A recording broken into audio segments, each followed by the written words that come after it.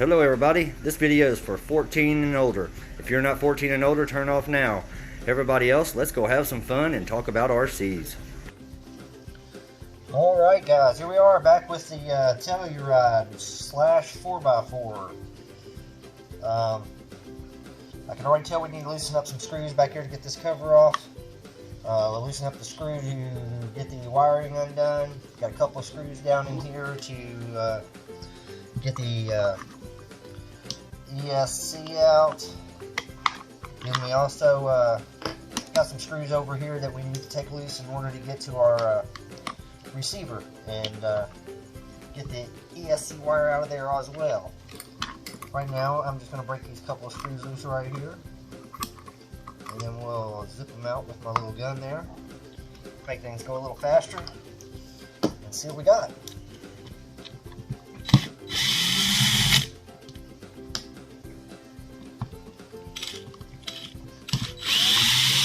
It's nice to have these power tools. It makes things go faster, but you don't have to have them. That is a pure option. And I was right. There's 2 screws is all it takes to pop that cover off. Now we can see the spur gear and all that good stuff in there. It looks like we got a fairly decent gear in there. Doesn't look like it's worn too bad, so we might be able to save that, no issues. I've never had this one apart. I don't know what it's about. Haven't had it long. Actually probably only ran about 2 battery packs through it since I've had it. Just one of those unique vehicles I saw. I'm all about being unique. Trying to have cool things that not everybody gets or has. I think everybody wants to think that they're unique in some way. What's really cool thing about this hobby is you can take whatever you have and make it as unique as your imagination, as long as you got the time to sit down and figure out exactly how to accomplish it. So we've done that, popped out this ESC. All that's left is to get this wire out right here. I've already took the 2 screws out of the side. That wire runs through a waterproof housing right here. We'll have to pop that off.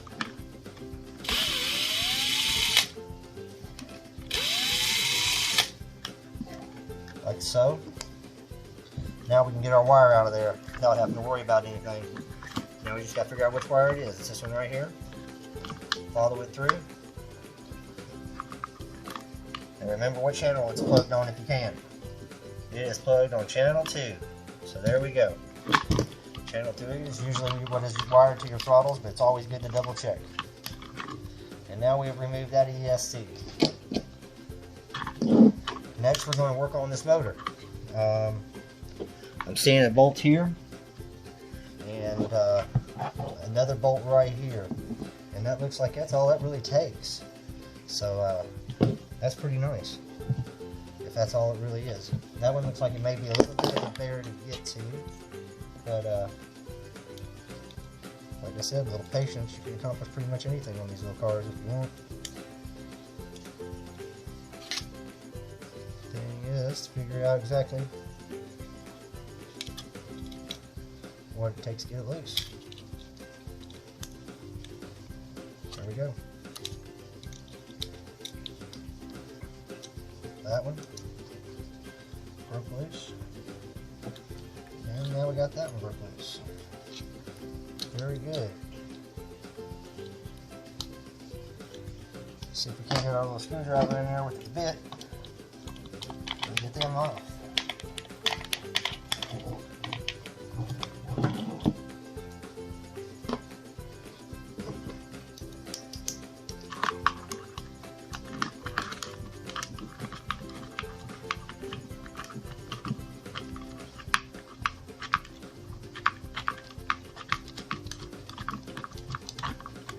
Sorry for shaking the camera, guys.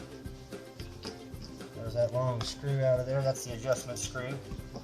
It's got a pivot point there so you can adjust it onto your spur gear. Make sure it's not too tight and you got the right spacing. Now that one's going to be a little bit more difficult to get to. I don't think I can get to it with this tool. So unfortunately it's going to be a time cruncher with this little Allen wrench right here. So I think I'm going to cut you guys off and then get you back on once I'm done with that. I like the way that mounted just then, guys. I thought I had to pull that screw all the way out. Look at that. It's just a stud that pushes it up, it pushes on to come down and swivel to help you line up right. Very nice, very nice. We're going to, of course, have to clean some of this stuff up before we put it back in, but that's part of it when you go out and get it dirty. Unfortunately, we didn't get this one dirty, but we'll clean it up to go get it dirty. I'm slowly going to probably start ordering parts for this one to there we go, got that one loose, to rebuild it. And when I rebuild it, I think I'm pretty much going to rebuild it as a slash, and keep all the Telluride parts, of course, but I think a slash is what I'm going to end up making out of this. I may not even put a slash body on it, but I'm going to get all the slash parts I can and try to upgrade to some metal ones and stuff to that effect and see what I can do with it. That's the main reason I bought it, is I thought it was unique, and I'm going to keep all the unique parts. I don't want to destroy them. Slash parts are readily available, so are Telluride parts, but you know, bodies, things like that I see are a lot harder to find. All I'm doing now is taking these two screws out of the front of this motor here, slide it right over that, because we're going to need that plate that I just took off to go back on our brushless motor, just like that. We'll be mounting it back on there in just a minute. But for now, I want to clean that plate a little bit. I want to clean this area up. I want to clean spur gear up a little bit. And I also need to make sure where to mount my ESC, and put some new double-sided tape down and get that area nice and clean so it'll stick. And then I'll put you guys back on.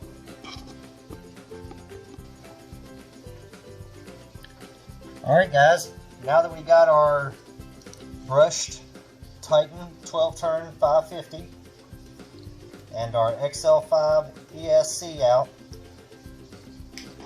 we will be replacing them with this 45 amp brushless ESC and this 3650 kilovolt, or wait, excuse me, 4370 kilovolt motor.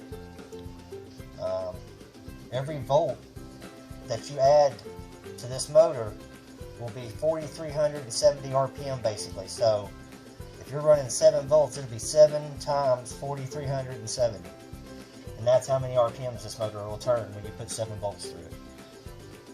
Quite a good little setup. That's why brushless motors are fairly good in my opinion. I think they're the way to go. But I've already took my little knife right here, had to trim out right here. I don't know if you can see that. Just enough to get the bottom of the CCS to go in there perfectly. I put a piece of double-sided tape on the bottom, clean that with alcohol. It should stick there no problem. This is the double-sided tape I use. It's made by Scotch. You can pick it up at Lowe's, Home Depot, most hardware stores have it, Ace Hardware, all that. I've cleaned up what I can. This is the motor mount, things to that effect. We'll start bolting these pieces on, getting this all back together, and then seeing where we go from there. I went ahead and took the receiver box off just to make sure it wasn't real nasty in there, and I also took off the shield, cleaned it so I could actually see the drive shaft again. Slowly but surely we'll get this thing back to where it looks halfway decent. I'm pretty sure we'll end up replacing some of these arms after I take it out, bashing with it a little bit. I'm pretty sure all these plastic pieces are going to be weak spots right here.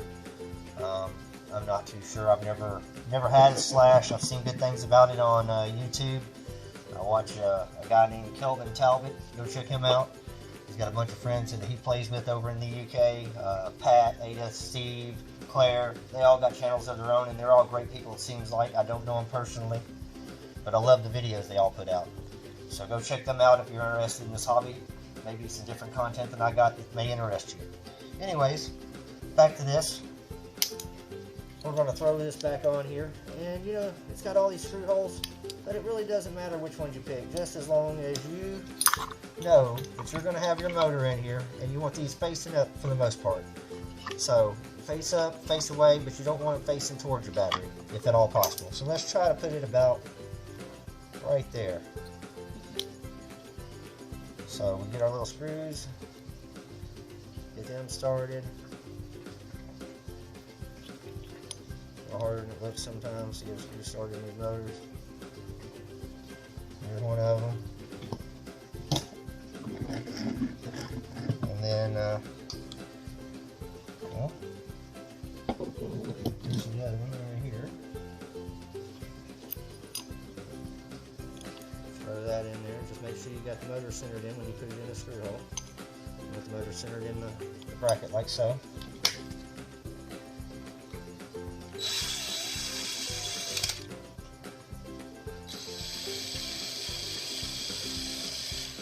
Like that.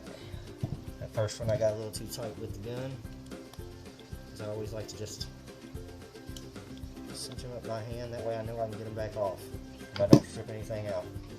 So that's ready to go back in. We just need to get the spur gear and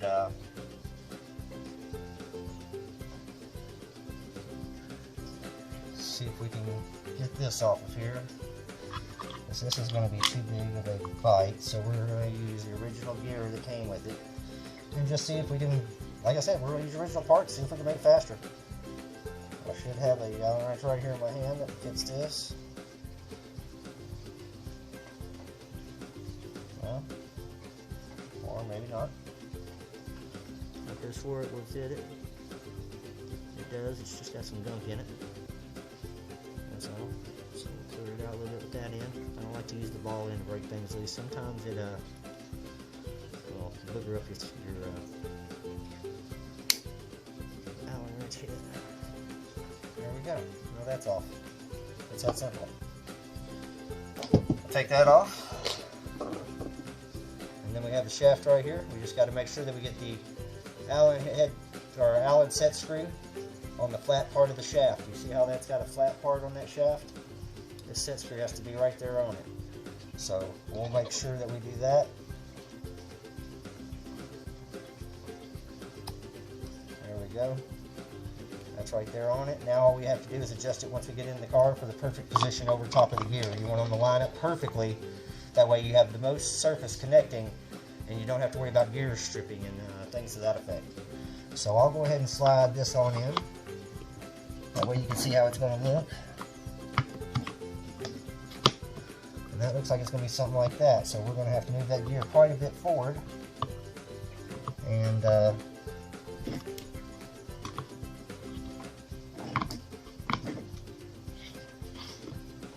don't know if I have enough adjustment right now the way that is. I may end up having to trim this off to be able to get the adjustment I want for that spur gear to touch it like we want. I don't know. We'll check it out. It seems like it might touch pretty good just like that. But that is not locked in its location, so I don't know if that's going to work for us or not. That's the thing about this, you got to figure it out. So let me get on that and I'll get you back on. Okay guys, what I did was adjusted the spur gear to where it lined up. You can see that with the gear on the motor. I tightened this and I ended up just clipping a little bitty piece off the bottom of that metal bracket to be able to get my adjustment to make that where it fits just perfect. There's no play. The best way to get that gap is just get you a little piece of paper, push them together, and then after you get it all tightened up, just simply roll it out with your finger and take the piece of paper away. That's the best way I've ever heard of or seen to set those, unless you have experience doing it by eye, which even then, you know, you should use some kind of gauge if you want it to be perfect. Now I'm going to take my speed controller and try to get a piece of this plastic off of it and put it down. And then we'll start doing everything we need to do with it. I'm going to let the leads to the battery go toward the battery, and then the rest I'm going to have the leads going to the motor on this side. That way I can, you know, pin them back if necessary or whatever I need to do. So I want to stick that in there just like that. Give it a good shove, make sure it's going to stay. And that didn't work. This isn't touching like I need it to. So, we got two options. We can either try to cut some more away, which I really don't want to do in case I ever need to use that screw hole again. Or I can just simply double up my tape on the bottom of my speed controller. And that way it's a little thicker and has a little bit more clearance to grab things. So that's what my plan is for right now. I hate to do things like this, but at the same rate, it's not going to hurt anything because this double-sided tape sticks really well, and it sticks even better to itself. That's one thing I've learned the hard way is yeah, you don't want to start messing around with this stuff and have it stick to itself, or you will regret it. It can become a mess real quick for you when it starts sticking to itself. Let's try that again. Press it down. Now we're in there. Now it isn't going anywhere. It's part of the truck for now. Alright. This wire is the one that we have to route and go up to our receiver for our speed controller. I think we'll route it around this way. I'm going to try to pin everything away from this shaft because I really like to leave the shaft open. That way I can keep that all clean in there and you know, see how it's being maintained and everything. I got the guard clean, but it's still kind of hard to see through, especially after they're worn. Things to that effect.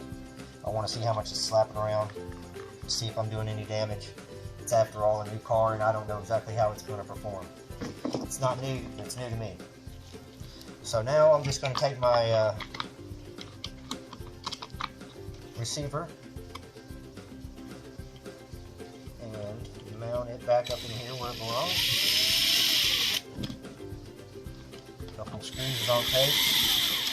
I only took that out in order to clean up underneath of it, make sure everything was, you know, how it should be. Like I said, it's a new car to me, and I want to make sure that I give it the best chance possible to live for as long as possible, since I am going to be going out and abusing it before long. Those videos already come, I promise. They're not all going to be repair videos. We are going to go out and have some fun with these things. But right now, even if they were all fixed, the weather in Kentucky is horrible. It is 25 degrees outside and raining. So we're just going to plug these wires back into the color code. If they're reversed, we can worry about that later. Let's just get them plugged up so we can know how we're going to move everything and get them out of the way. Okay, so we got our power wire here for the battery. That can't be done anything with. It's going to have to be connected to the battery once we're done. This is some kind of heat sink, and this is our little off and on switch. So the off and on switch is kind of a hard placement on this one. I may just get me a little piece of double-sided tape and you know, stick it somewhere on the side of the ESC, or maybe even up on the side of this servo. That'd probably be the best spot. Because I want to keep it away, like I said, from the shaft. I want to keep the wire taut at all times. So that's what I'll do. Just cut me just a little piece of this double-sided tape. This stuff works great for just about anything on these projects. The hardest part is getting the red off of it. Once you get the red off of it, you got it licked.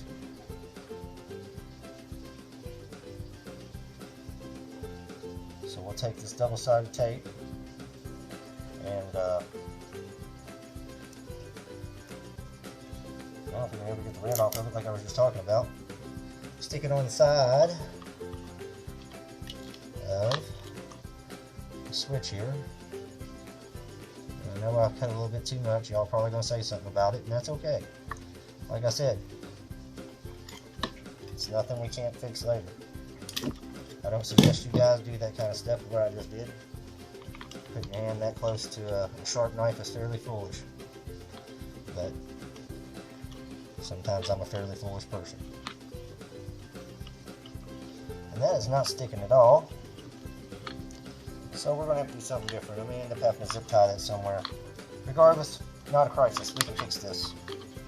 So next, let's route this wire in here like we're supposed to. Put it back in number 2 if you remember. So I'll look over here, find channel number 2.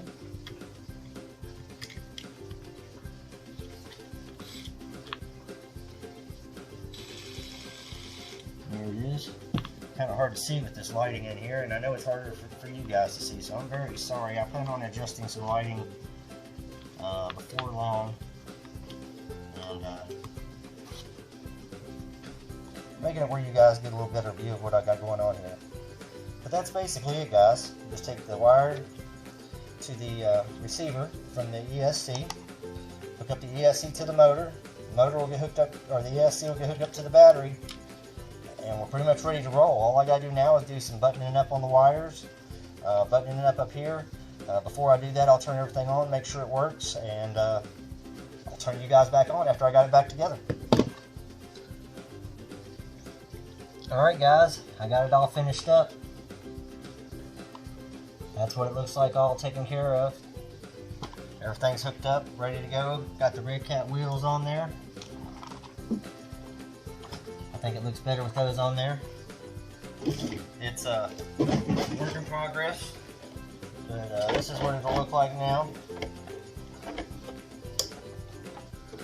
I don't know if y'all can see that very well. I'll probably have to scan back here in just a second and let y'all get a better look at it. But I think it looks pretty sharp. Hang on 1 second, I'll take you guys off and let y'all see it better. Alright guys, this is what we ended up with. Tell me what you think down in the comments. Do you like the black wheels on it? I think they look a lot better than those chrome wheels did. Also, let me give you a little better view of what we had going on in here.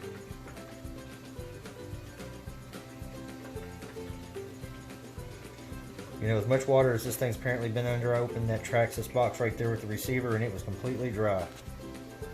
But this thing is ready to rock. I'll fire it up and show you guys exactly what we got going on here.